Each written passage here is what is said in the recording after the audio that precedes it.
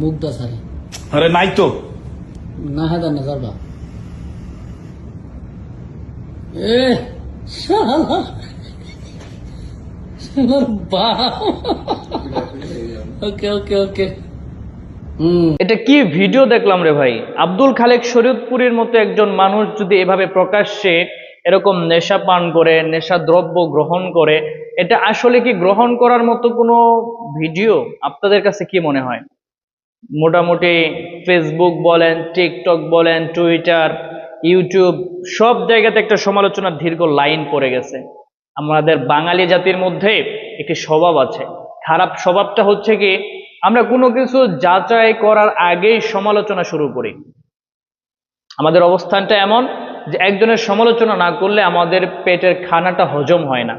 বা অন্য কোনো ব্যক্তি কিংবা এটা এআই দিয়ে তৈরি, এটার যে কোনো একটা হবে।